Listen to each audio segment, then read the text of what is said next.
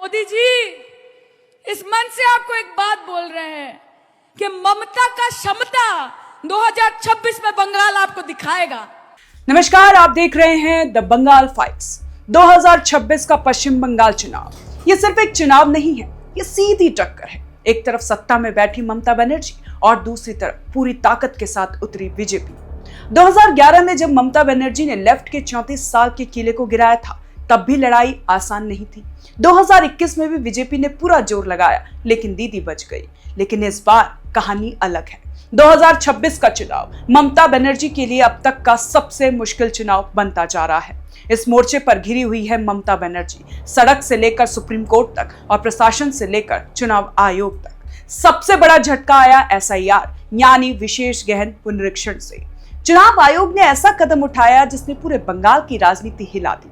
लाखों वोटरों के नाम लिस्ट से हटा दिए गए और ममता बनर्जी ने इसे सीधा सीधा लोकतंत्र पर हमला बताया। मामला पहुंचा सुप्रीम कोर्ट इंडिया, लेकिन वहां से भी राहत नहीं मिली। उल्टा मालदा हिंसा को लेकर कोर्ट की नाराजगी झेलनी पड़ी और जांच चली गई नेशनल इन्वेस्टिगेशन एजेंसी के पास। यानी अब लड़ाई सिर्फ राजनीतिक नहीं रही, ये कानूनी, प्रशासनिक और नैरेटिव की जंग बन चुकी है।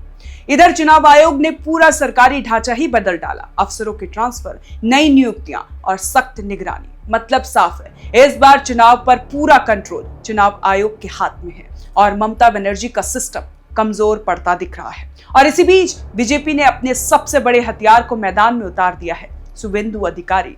भवानीपुर, जो ममता बनर्जी का गढ़ माना जाता है, वहीं से सीधी टक्कर दी जा रही है। याद रखिए, यही शुवेंदु अधिकारी हैं जिन्होंने नंदीग्राम में ममता बनर्जी को हराया था। यानी ये सिर्फ चुनाव नहीं, ये पर्सनल बैटल बन चुका है। अब जरा बीजेपी की रणनीति समझिए। बीजेपी ने इस बार सिर्फ रैली और भाषण पर भरोसा नहीं किया, उन्होंने पूरा चक्रव्यूह तैयार किया है।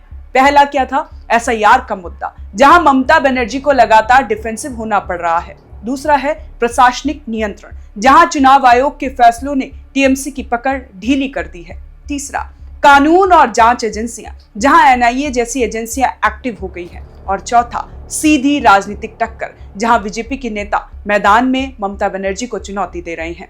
यानी चारों तरफ से घिरी हुई है ममता बनर्जी और यही बीजेपी के लिए सबसे बड़ा मौका है, क्योंकि जब कोई नेता हर दिशा में दबाव में होता है तो उसकी रणनीति बिखरने लगती है और यही इस चुनाव में दिखने को मिल रहा है।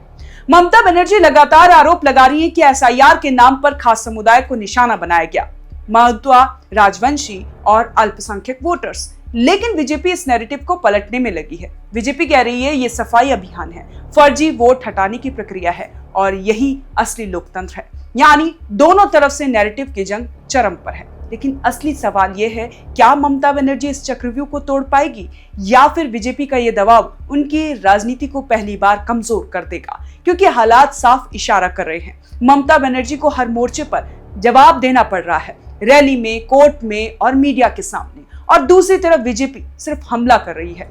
राजनीति में एक नियम होता है, जो नेता डिफेंस में चला जाता है वो धीरे धीरे बैकफुट पर चला जाता है और इस वक्त ममता बनर्जी बैकफुट पर दिख रही है। लेकिन कहानी यही खत्म नहीं होती। अगर इतने दबाव के बावजूद, अगर इतने आरोप के बावजूद, अगर इतने प्रशासनिक बदलाव के बावजूद ममता बनर्जी फिर से चुनाव जीत जाती है, तो ये सिर्फ चुनाव जीत नहीं होगी, ये एक मैसेज होगा पूरे देश के लिए कि ममता बनर्जी अभी भी अजेय है। लेकिन अगर बीजेपी इस बार बाजी मार लेती है तो ये सिर्फ सत्ता परिवर्तन नहीं होगा, ये बंगाल की राजनीति का सबसे बड़ा टर्निंग पॉइंट होगा।